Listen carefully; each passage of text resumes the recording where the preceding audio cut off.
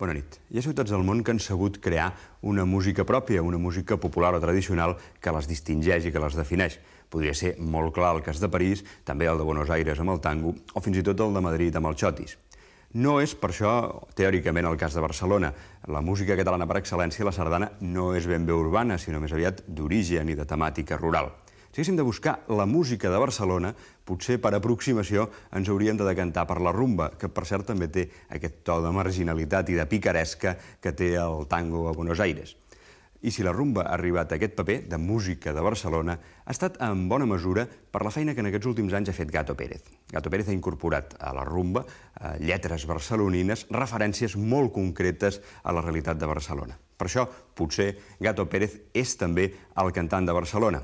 Amb Gato Pérez hem parlat, amb ell i amb el grup Salvatge que estava al seu voltant i que havia teoritzat entorn de les seves cançons, per saber de quina Barcelona és el cantant. Què era Barcelona? Doncs el mateix que pots dir tu que era Barcelona per tu que l'has mamat des de petit. I el Gato que va arribar a Barcelona, però ha tingut els collons de fotre una cançó com la rumba del 60, que és una cançó que a mi em fot plorar quan la sento. Perquè aquella cançó, perdona, Gato, aquella cançó, només per aquella cançó et mereixes un monument a la plaça Real on s'hi caguin els coloms. És a dir, que són els monuments que valen la pena. No, realment, és veritat. Ahir el vaig estar sentint i penso que és molt bona, aquesta cançó. És molt bona.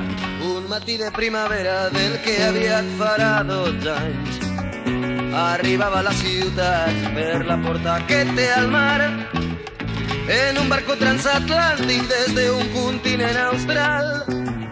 Un xicot viatger que duia una gran curiositat. Els amics en la distància havia hagut de deixar tot un bon intens de festa que solia freqüentar. La seva ciutat gegant coneixia pam a pam i aprenia del carrer les qüestions fonamentals. Un ambient cosmopolita i d'una gran activitat va sorprendre gratament aquell noi a l'arribar. Quasi 30 anys cautiva no havien pogut canviar a l'enèrgica ciutat que començava a despertar. Emigrants i forasters inundaven els carrers en un còctel de demència de turistes amb obrers. Obert i càlid el cor dels seus habitants es nutria des de sempre de tradicions ben diferents. Hi ha gitanos i jueus, valencians i portuguesos, andalusos i argelins, mallorquins i aragonesos, i unes rambles que van plenes de fecunda humanitat, un oci de tolerància impossible d'amagar. Com era la Barcelona que coneix Gato Pérez? Doncs era una ciutat que creixia vertiginosament, que, en fi, que s'aixecaven blocs de pisos contínuament i que aquests blocs de pisos s'omplien de gent vinguda de Múrcia, d'Andalusia. Era allò que deien de l'emigració aquesta. Per una altra banda, per la ràdio es sentia molt el Sírex, la Conxita Bautista, en Paret, en fi, tots aquells grans sintonies de la Barcelona dels anys 60. I alhora era una ciutat que, en fi, jo tenia la referència del meu pare, que havia conegut la Barcelona d'abans de la guerra, que era una ciutat brillant, on succeïen moltes coses, i jo aquesta Barcelona no la notava, però la intuïa que per sota anava fent la seva feina. D'una altra banda, en quant a mi, jo era un estudiant d'escola secundària, de batxillerat, i diguem-ne que la llengua catalana estava una mica arraconada, no se'n parlava gaire, fins i tot jo com a emigrant argentí no la coneixia, tot i que el meu pare sí parlava aquesta llengua. I bueno, m'imaginava que era una ciutat en la qual podrien tornar a passar coses com les que m'explicava el meu pare dels anys 30. Y él, si no me falla los datos, creo que llega en el año 65-66. Es una Barcelona, una palabra que ahora es muy de uso corriente, emergente. Es una Barcelona en la que empiezan a pasar cosas, como él dice en su canción, que comenzaba a despertar. Es una Barcelona en la que está empezando la Ojibín, en la que va a haber la capuchinada, que está al caer la ley de prensa de Fraga, y que hay toda una serie de cosas musicales, ya para centrarnos en el tema, de las que se ha hablado muy poco, como por ejemplo una especie de eclosión mod muy curiosa, o para estar ahora en el término más en boca, una eclosión garajista, que se da entre la zona de Lesseps, Fontana, todo esto. Hay una serie de grupos, muchísimos, en casi todos los... Gente que haya vivido la época esto lo puede contar. En casi todos los bares había una especie de rabutiga donde por unas cervezas o por lo que fuera, los sábados y los domingos por la tarde tocaban grupos. Había feudos, estaba el San Carlos Club, que era el de los Sirex, los No, que me parece que estaban discos voladores y tal. Había toda una serie de actividades musicales curiosas, dispersas. Estaba el rock que se hacía en el Pinar, por ejemplo, que era un sitio curiosamente muy parecido al Otto Suits, también de 3 plantas. Entonces, todo esto de repente desaparece por una ley del año 67, estamos hablando puramente de la cosa musical, que es la que prohíbe las actuaciones en directo. Eso es lo que da la pie a las discotecas. Barcelona és bona quan la bossa sona. Barcelona és trista si ets ecologista.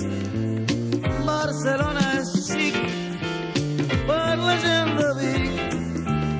Barcelona és gris venint de París. Barcelona en metro té milions d'escales. Barcelona en taxi és per a milionaris.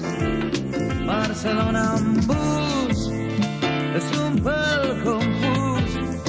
Barcelona a peu es pot veure en relleu. Barcelona és bruta, no tant com Calcuta.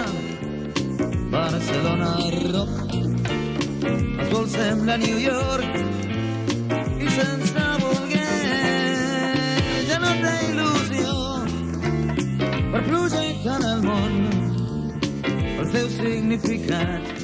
Antes de descubrir la rumba, hay una montaña de experiencias musicales. Y esto se puede aplicar a otra gente de su generación, como puede ser Sisa, que un poco es distinta a la historia, evidentemente. O sea, Gato llega de fuera con una serie de influencias y con un bagaje, ¿no? Pero que claro, que la España de aquella época, en la Barcelona de aquella época en concreto, que es de lo que se puede hablar más, pues que había intensidad, había ganas, faltaban una montaña de cosas y era todo pura búsqueda. Y era una fusión continua entre músicos, que eso luego, cuando llegue la onda layetana, ahí me parece que será un poco el final de esta aventura.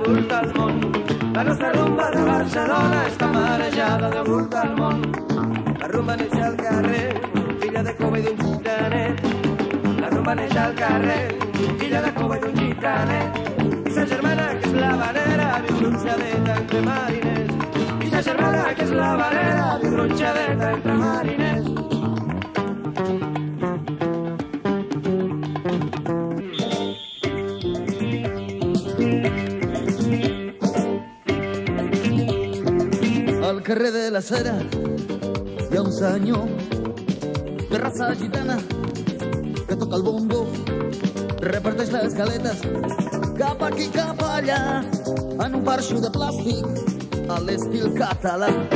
Al carrer de la Cera viu un comerciant que quan té una estoneta li agrada cantar senzilles cançons que ell va improvisant amb guitarra flamenca y las palmas que posa alguna amistad. ¡Ahí! Ahora vengo yo a cantar sereno. Ahora vengo yo con sabor aunque no sea moreno. Ahora vengo yo a cantar distinto con mi estilo especial de palabra.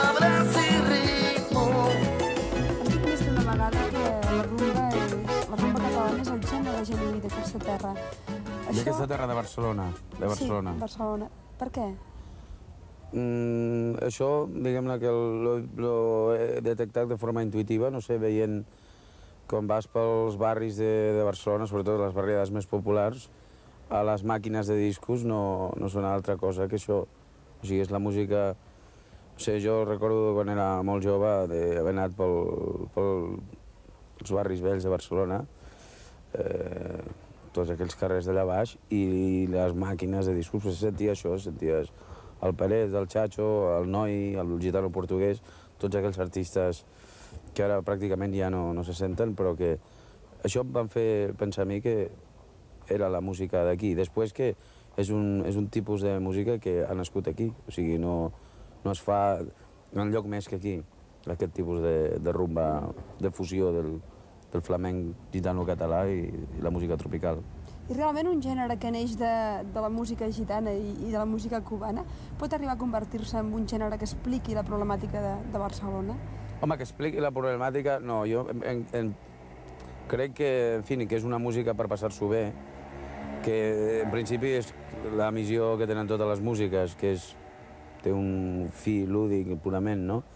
Ara, el registre musical, la textura que té, jo el veig que és inequívocament d'aquí. O sigui, no sé, potser és una de les paradoxes que té aquesta ciutat, no? Que tot i ser una ciutat europea tingui un folklore urbà que sigui americà. La rumba catalana, esto hay que dejarlo claro desde un principio, su mayor grandeza es que es un género mestizo, 100%. Es un género que nace ya en los años 30, hay una fusión, hay una entente, estaban condenados a entenderse, gente tan cercana, razas tan cercanas como son los cubanos y los gitanos, es una misma sabrosura. Él un día, paseando por la Fiesta Mayor de Gracia, por la calle Tordera en concreto, la calle Tordera está cortada, y hay ahí un grupo de gitanos que están tocando y bailando muy ritualmente, con un patriarca que con el bastón está marcando los tiempos y los ritmos y señalando a las parejas cuando entran y cuando salen. Entonces descubre la rumba. Esto es una especie de camino de Damasco. Encuentra un ritmo, fundamentalmente, un patrón básico, y a la puerta de su casa, después de haberlo estado buscando como medio mundo, por medio mundo. Carrerons de Ribera, mirall d'ànimes vençudes. Quan s'explora a fons del cor, només trobes d'amargura. Piu-piu en l'aire i s'alvitra les entranyes. Som els fills de mare estranya, mariners de vida obscura. De tota manera, sembla que tu ets un cantant híbrid, que has desenvolupat el teu propi estil de rumba i que l'has carregada de concepte. Quines són les teves constants? Quin és el teu tema? Jo diria que sempre el que he anat cercant és l'autenticitat. En primer lloc, les històries en les quals estan basades les cançons són o bé coses que coneixo molt de prop, de primera mà, o bé són fets autobiogràfics. Després, en quant als personatges, hi ha un tipus de personatge en el qual la seva ideologia és la sinceritat, la honestedat, amb ells mateixos i amb el seu destí. O sigui, són gent que pot trair el seu destí mai. Això fa que siguin a vegades uns personatges una mica especials, marginals, diuen alguns periodistes, no? Ara, últimament, els últims 3-4 anys, la nit m'ha deixat d'interessar bastant, perquè trobo que a la nit es fan molts plans, es fan moltes... La gent somia moltes truites, però no queda res l'endemà. Tots els plans que es fan, quan surt el sol, ja no queda res. Després, l'èpica que destila la nit és una èpica bastant catastròfica, perquè té uns herois que quan és l'hora de fer els actes sublims estan dormint la mona, generalment. Jo és que quan faig les cançons vaig a darrere d'uns somnis que he tingut prèviament. O sigui, hi ha somnis, hi ha totes aquestes sensacions que un té quan està somiant, aquests paisatges que es creen en la ment, no? I després, quan he estat vigil, vaig darrere d'aquests paisatges i com és el cas d'aquest, d'aquí, on estem ara, que és el que jo vaig definir com la curva del Morrot, que és aquí el Montjuïc i el Prat es fonen amb uns terrenys guanyats al mar i que hi ha aquí una cosa tan forta com és el cementiri de Montjuïc. Hi ha la ciutat, hi ha aquí el moll de containers i els bidons aquests de combustible de Enagás. Hi ha moltes coses aquí que em recorden a un somni i que aleshores, no sé, fan sentir cosas. Él lo que no puede hacer, como dice Gil de Viedma, es disfrazarse de vecino. Entonces, Pérez es un vitalista, pero no es un gitano. No puede ponerse a hacer rumbas gitanas. Y luego, sobre todo, porque hay toda una historia musical detrás de él. Y hay un modo de concebir las canciones, de hacer las letras. Entonces, él va a coger la rumba como patrón básico. Y un poco, casi diría yo, la rumba como estado de ánimo. O como estado de ánimo anhelado. Que es además lo que le permite que en el rock no se encuentra. Bueno, en el rock siempre ha habido problemas para esto. En español o en catalán siempre se dice que es un poco difícil hacer crónica o contar sucesos cotidianos o sucesos íntimos. De anteayer, después de haber corrido tanto en busca de alguna razón, vuelvo al punto de partida con los que corren al revés. Pero entre mapas destruidos, el lugar donde encontrar la dinamita necesaria para sobrevivir. Hay rumba de aquí, que solo la bailen los que juegan y pierden antes de entregarse. La rumba de aquí, que solo la canten los que se levantan después de arrastrarse. En el repertorio del Gato. Hay una tensión fundamental que en sí es la de todos los vitalistas. O sea, si el vitalismo se define de algún modo es por estar cercado por la muerte. Es por ser un carpe diem constante. El carpe diem funciona cuando está la guadañera al lado enseñando los dientes y el aliento fétido. Entonces es muy curioso esa tensión que hay, que se traduce en la música entre unos ritmos alegres, calientes y tal, y una temática pues que es melancólica, que es desesperanzada. Pues se puede hablar de rumba existencialista y se puede hablar... No, esto no es totalizador, ¿eh? O sea, en Gato hay muchos estilos y hay muchos tonos, pero es muy curioso, y esto creo que nadie lo ha hecho, que és, per exemple, la elecció de los temas i la elecció de los tonos. Bueno, vull dir que de lo que parlen les cançons del Gato i parlaven les cançons del Trópico, i jo intentava reflectir també en les seves cançons, i el que tu intentaves reflectir en els teus escrits, era una mica aquest concepte d'aquesta Barcelona d'aquesta època que semblava que realment fos una ciutat que anés a despegar i que anés en busca d'alguna estrella. Has tocat el tema de la plateria. Nosaltres aquí, tots hi tenim que veure amb la plateria. I la plateria va ser un punt que, a base de fer una remembrança nostàlgica, es va fer un moviment. Jo me'n recordo el Canet Rock, que cantant el Camarero, el Camino Verde, en el primer Canet Rock, em va vindre un xicot d'aquests que ara diríem amb cresta i em va preguntar qui feia les lletres d'aquestes cançons. I que els que feien les lletres ja estan morts. I nosaltres som uns vius que ens mirem d'aprofitar. No, però és que és l'hòstia, perquè estem parlant només de fa 10 anys, eh? Sí. I en 10 anys com ha girat tot, eh? Este bar fue nuestra vida y por eso está presente en las iras y alegrías que nos mueven a vivir. Aunque ahora es diferente y ya nada es como antes, su recuerdo permanece y se merece una ovación. Ebrios de soledad, los amigos de siempre se alejan y se pierden para volverse a encontrar en el mismo lugar, en sublime armonía, compartiendo emociones en posición vertical.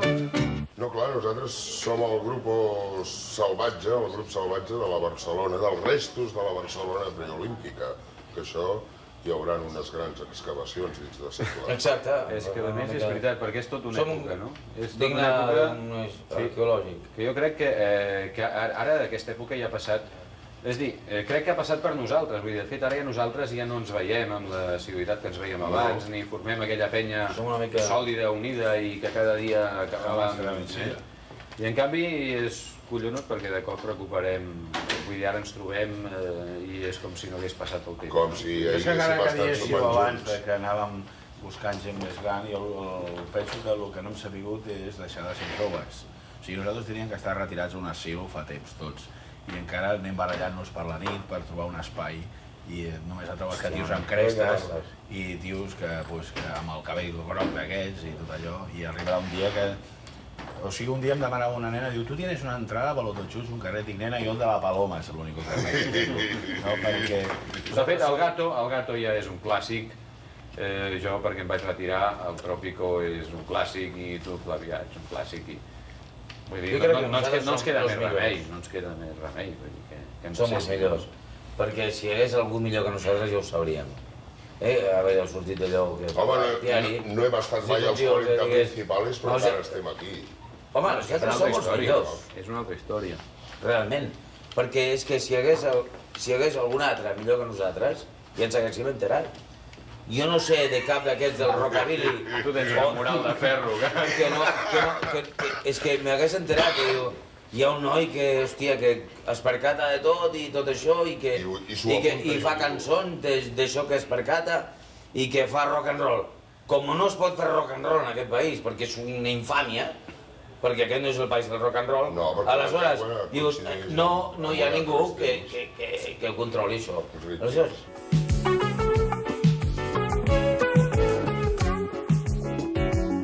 Toca carrera, la del 79, persiguiendo una meta inalcanzable.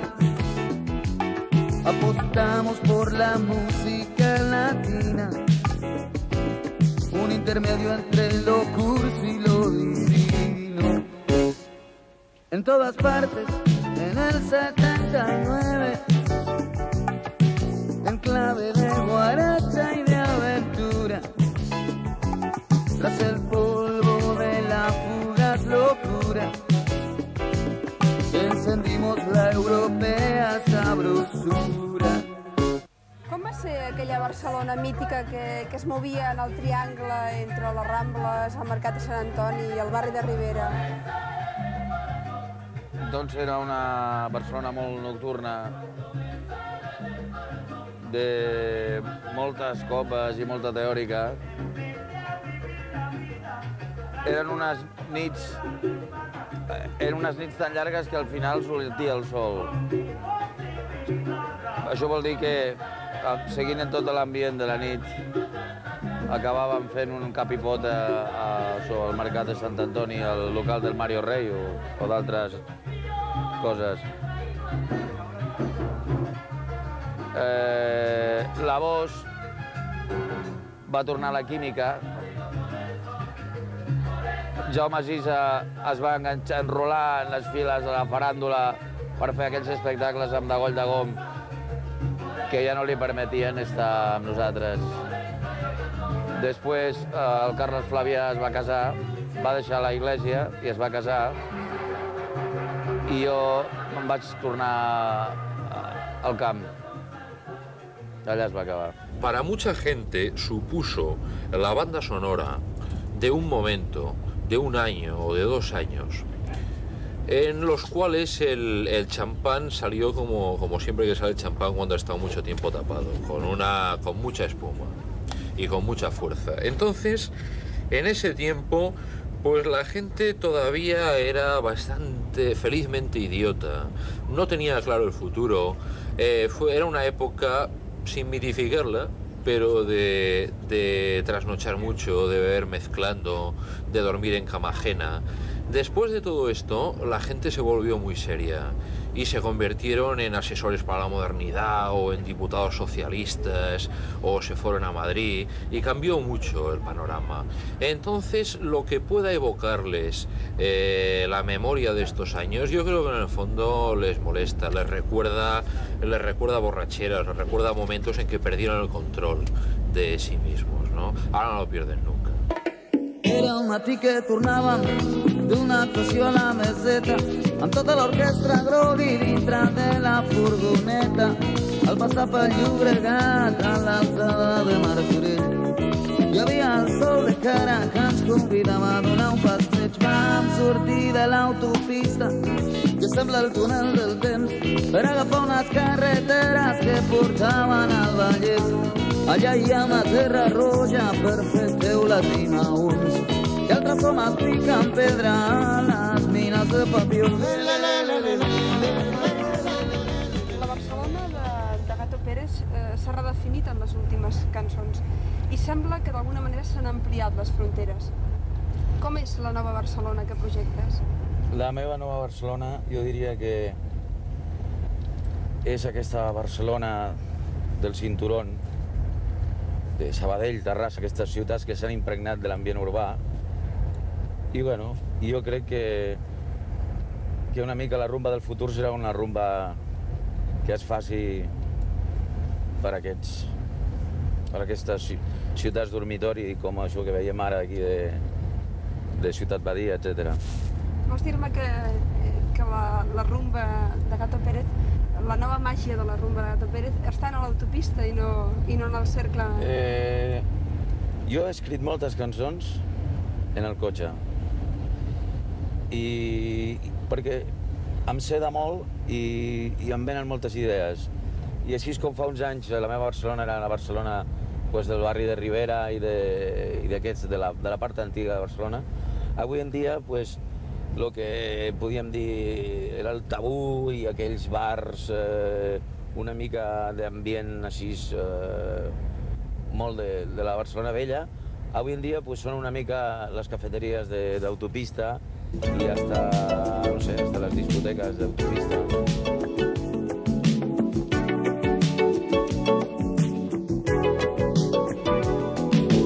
Dicen que no se mueve, dicen que está muy sola, que ya nadie la quiere, que está pasada de moda. Dicen que no es la que era, que se ha vuelto provinciana, que ha perdido todo el swing y habla una lengua rara. Pero no estoy de acuerdo, yo siempre la he visto igual, como una estrella lejana que huye de la frivolidad. Baja, cielo llora, baja, cielo llora, baja, cielo llora, baja, cielo llora.